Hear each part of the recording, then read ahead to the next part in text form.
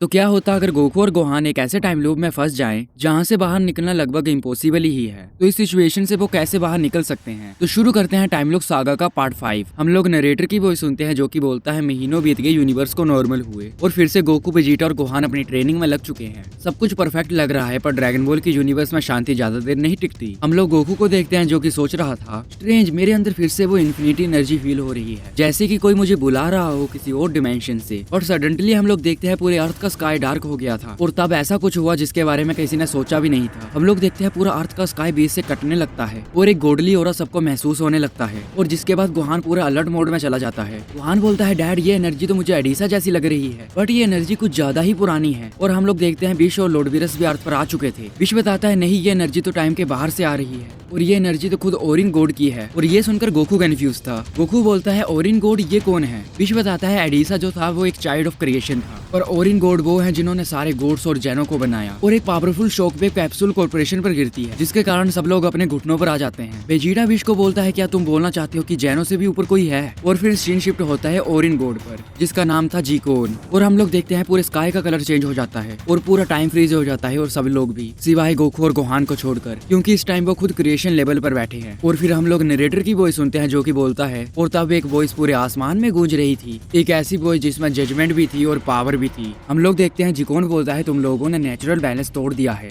Mortals का काम सिर्फ जीना था पर तुम लोगों ने अपनी पावर्स को क्रिएशन तक पहुंचाकर बहुत बड़ी गलती कर दी है जिसके कारण पूरा नेचुरल बैलेंस बिगड़ चुका है। अब मैं तुम्हें इरेज नहीं रीसेट करूंगा। और फिर गोकू बोलता है, रीसेट, हम फिर से अपने यूनिवर्स के लिए लड़ेंगे। और फिर गोहान बोलता है, तुमने एडिसा को बनाया था ना, और एडिसा ना हम लोगों को, तो हम बताएंगे तुम्हें वो क्रिएशन क्या कर सकती है जिसको तुम लोगों ने बनाया। हम लोग देखते हैं दोनों अपना पावर लेवल करने लग पड़ते हैं जिसके कारण अर्थ की ग्रेविटी ब्रेक होने लगती है। और फिर सीन कट होता है और नरेटर बच जाता है। नरेटर बोलता है, लड़ाई शुरू हो चुकी है जो कि होने वाली है एक मोर्टल वर्सेस ओरिन गॉड के बीच। जिकोर के हर अटैक टाइम के बाहर से आ रहे थे जो रियलिटी में ग्लिच कर रहे थे। जिकोन हंसता है और बोलता है, टाइम इरेज बीम। और गोकू उस अटैक को डॉज करता है अपनी यूआई इन्फिनिटी से। गोकू बोलता है, इतना ज्यादा स्लो, तुम तो एडिसा से भी वीक लग रहे हो। जिकोर हंसता है और बोलता है, ये तो सिर्फ टेस्टिंग थी। जिकोर एक चुटकी बजाता है और पूरे टाइम्स के रूल को तोड़ देता है। और हम लोग देखते हैं गोकू अपने पास्ट वर्जन से लड़ रहा था और गोहान अपने फ्यूचर वर्जन से। और फिर हम लोग गोहान को देखते हैं जो कि काफी ज्यादा थक चुका था बट फाइट में अभी भी उतना ही फोकस बनाए रखा था। गोहान बोलता है, अगर टाइम और पावर दोनों मेरे खिलाफ है तो मैं इन दोनों को ही कंट्रोल कर लूंगा। और फिर वे अपनी आंखें बंद करता है और अपने अंदर की डिवाइन फ्लेम को जगाने की कोशिश करता है। और सडनली हम लोग देखते हैं गोहान ने अपनी न्यू फॉर्म अनलॉक कर ली थी जिसका नाम था ट्रू सेन गॉड, एक ऐसी फॉर्म जिसमें डिवाइन पावर और सेन पावर का बैलेंस परफेक्ट था। और ये देखकर जिकोन शौक में था। जिकोन बोलता है, इम्पॉसिबल, ये फॉर्म तो सिर्फ एक ही बंदे ने अचीव की थी आज तक, मिलियंस ऑफ ईयर्स पहले, ये नहीं हो सकता। जिस पर गोहान बोलता है, बट यही रियलिटी है। और फिर गोहान अपने पंचेस की शॉक वेव की बारिश कर देता है जाइकोर के ऊपर जो कि जैनो पैलेस तक भी फील हो रही थी जैनो को। और फिर हम लोग नरेटर की वॉइस सुनते हैं जो कि बोलता है, गोकू भी कहाँ पीछे रहने वाला था, उसने अपनी अल्ट्रा इंस्टेंट इन्फिनिटी में एक नया एलिमेंट जोड़ा जिसके बाद उसने अपने पास्ट वर्जन को हराया। और हम लोग देखते हैं गोकू और गोहान अपना फाइनल अटैक प्रिपेयर कर रहे थे। गोकू बोलता है, कामेहामेहा, और गोहान अपना फाइनल मशीन को ट्रू गॉड ब्लास्ट अटैक कर देता है। और उसके बाद हम लोग देखते हैं ये दोनों अटैक मिलकर कंबाइन हो जाते हैं और सीधा जाकर जिकोन को लगते हैं। और उसके बाद हम लोग देखते हैं जिकोन पूरी तरीके से रेज हो जाता है। और फिर हम लोग जैनो पैलेस में जैनो को देखते हैं। जैनो हंसता है और बोलता है, देखो ग्रैंड प्रिस्ट, ये दोनों तो सबसे अलग हैं। और फिर ग्रैंड प्रिस्ट बोलता है, हाँ जैनो सामा, अब सेन सिर्फ मॉर्टल ही नहीं रही, इन्होंने तो डिवाइनिटी का मीनिंग ही बदल दिया है। हम लोग अर्थ पर गोहान को देखते हैं जो कि बोलता है, डैड सब खत्म हो गया, हम लोगों ने तो जिकोर को हरा दिया बट अर्थ डिस्ट्रॉय हो गई। और ये सुनकर गोकू स्माइल करता है और अपनी पावर से अर्थ को रिक्रिएट कर देता है पहले जैसे। और फिर हम लोग नरेटर की वॉइस सुनते हैं जो कि बोलता है, और इसी तरह ट्रू सेन गॉड्स का एरा यहीं पर ही खत्म होता है। गाइस 2 मिनट वीडियो को शुरू करने से पहले मेरी बात सुन लो। मैं स्टोरी को यहीं पर ही खत्म करना चाहता था बट मैंने सोचा कि स्टोरी को 9-10 मिनट का कंप्लीट कर दूं। और इस पार्ट के बाद मैं इस सीरीज के और पार्ट नहीं बनाऊंगा क्योंकि मैं एक न्यू स्टोरी पर काम कर रहा हूँ,